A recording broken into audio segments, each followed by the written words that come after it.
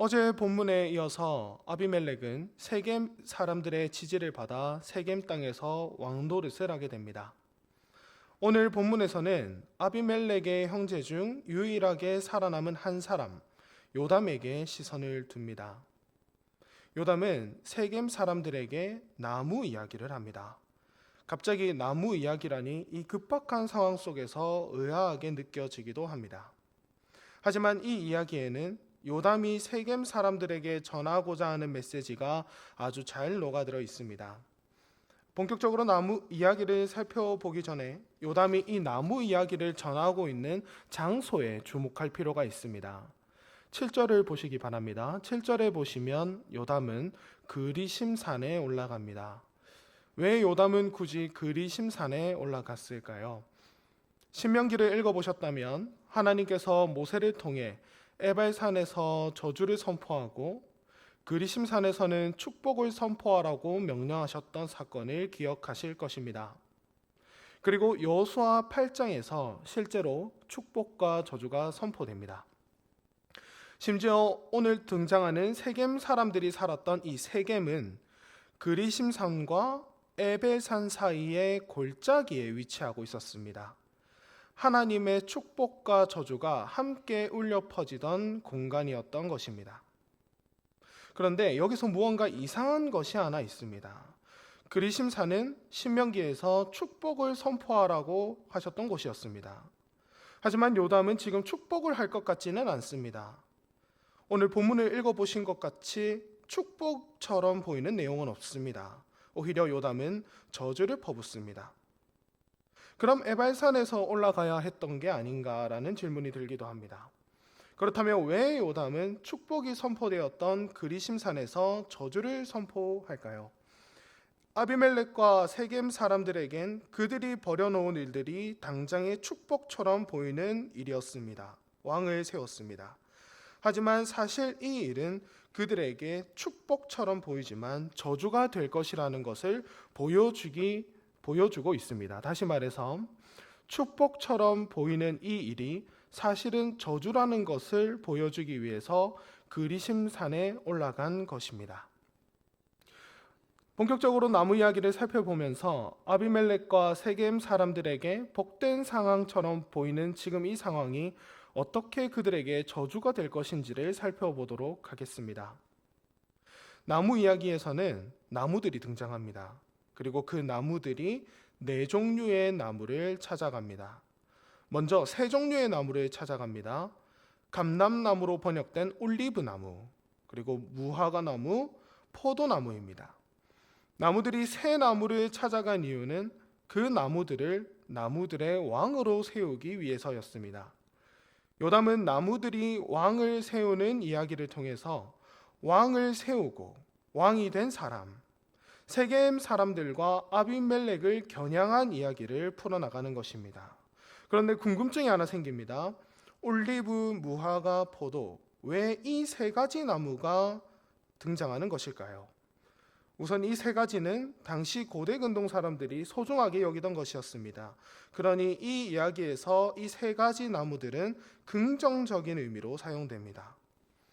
그러면 구체적으로는 각 나무들이 어떤 특징을 가지고 있을까요? 첫 번째로 감람나무입니다. 감람나무, 정확히 올리브나무는 성경에서 아주 중요한 역할을 합니다. 이 중요성을 알기 위해서는 구약에서 이 올리브가 어떻게 사용되는지를 살펴봐야 합니다. 올리브유는 선지자, 제사장, 왕의 직분, 그러니 기름을 부어 세우는 직분인 메시아라 불리는 직분을 세울 때 사용되는 기름입니다. 또 성막의 등불의 기름으로도 사용이 됩니다. 스가랴서에서는 이 등불에 관한 한 상이 등장하는데 이 기름이 성령 하나님을 상징하기도 합니다. 그러니 성경에서 이 기름을 내는 나무의 의미는 결코 가볍지 않습니다. 9절에서 감람나무가 나의 기름은 하나님과 사람을 영화롭게 하나니라고 말하는데 방금 살펴본 것처럼 성경의 맥락에서 아주 합당한 말입니다. 포도나무와 무화과나무가 등장합니다. 성경 곳곳에서 이 포도나무와 무화과나무는 함께 사용되는 경우가 많습니다. 특히 포도나무와 무화과 나무 아래에 앉아 있는 장면이 등장하는데요. 열왕기사 4장 25절에서는 이렇게 되어 있습니다. 솔로몬이 각기 포도나무 아래와 무화과 나무 아래에서 평안히 살았더라고 말합니다. 이처럼 포도나무와 무화과 나무는 평화와 번영을 상징합니다. 11절에서 무화과 나무가 자신의 단 것과 아름다운 열매를 자랑하고 13절에서 포도나무가 하나님과 사람을 기쁘게 하는 내 포도주라고 말하는 것도 이 맥락에서 아주 적절합니다. 앞서 말씀드린 것처럼 요담은 이 세 가지 나무를 긍정적인 의미로 사용합니다. 방금 살펴본 것을 토대로 조금 더 구체적으로 말씀드리자면 하나님 중심적으로 사용합니다. 그런데 나무들이 이 세 종류의 나무들을 찾아가서 우리의 왕이 되라고 했을 때 거절합니다. 근데 이 거절할 때 세 나무가 모두 공통적으로 사용하는 표현이 등장하는데요. 그것은 바로 내가 어찌 버리고 가서입니다. 내가 어찌 버리고 가서. 새 나무들은 내가 어찌 이것들을 버리고 가느냐고 되물으며 나무들의 요청을 거절합니다. 쉽게 말하자면 나무들은 이렇게 말하는 것, 나무의 요청에 이렇게 거절한 것입니다. 나는 내 역할을 다하고 있다. 이 역할은 아주 소중하다. 그렇게 의미가 있다. 그런데 내가 왜 굳이 이것을 버려야 하느냐? 나에겐 올리브, 무화과, 포도 열매를 맺는 것이 중요하고 이것이 내 역할이다라고 말입니다. 조금 더 의미를 살리자면 하나님이 내게 주신 뜻과 역할이 있는데 내가 왜 이걸 버려야 하는가? 왕이 되는 것은 하나님의 뜻과 반대되는 일이다라고 말하는 것입니다. 나무들은 하나님의 뜻에 따라 행하는 것을 버리고 왕이 되는 것을 선택하지 않겠다고 말하는 것입니다. 이후에 나무들은 마지막으로 또 다른 나무 하나를 찾아가는데 가시나무입니다. 이전의 나무들과는 완전히 성격이 다른 것 같습니다. 이전에 새 나무는 열매를 맺는 나무인데 이 나무에는 열매가 없습니다. 사람들에게 무언가를 내줄 수도 없고 하나님의 일하심을 드러낼 수도 없는 모습입니다. 그런데 아이러니하게도 15절에서 가시나무는 왕으로 삼겠거든 내 그늘에 피하라고 말합니다. 가시나무는 왕이 될 자신이 있어 보입니다. 하지만 가시나무 아래에 들어가면 어떻게 될까요? 나무에 있는 가시들 때문에 상처가 날 수 있습니다. 가시나무 아래로 들어가면 나를 보호하는 것이 아니라 나 자신이 해를 입게 됩니다. 그러니 가시나무는 피할 곳이 되지 못합니다. 올리브도 포도도 무화과도 없습니다. 하나님을 영화롭게 하는 것도 평화와 번영도 없습니다. 정리하자면 이 가시나무는 왕이 되고 싶어 하지만 사람들에게 무언가를 내줄 수도 없고 하나님의 일하심도 드러낼 수 없는 것이기에 왕의 자리에 적합하지 않다는 것을 말해줍니다. 나무들은 왕을 세우고 싶었습니다. 그리고 왕을 세웠습니다.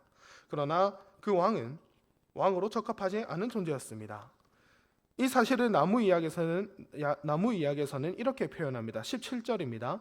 17절 말미에는 가시나무에서 불이 나와 레바논의 백향목을 살라버리겠다고 되어 있습니다.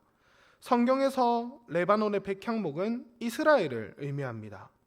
즉 가시나무와 같은 왕이 이스라엘 사람들, 특히 이 맥락에서는 세겜 사람들에게 저주가 될 것이라는 것입니다.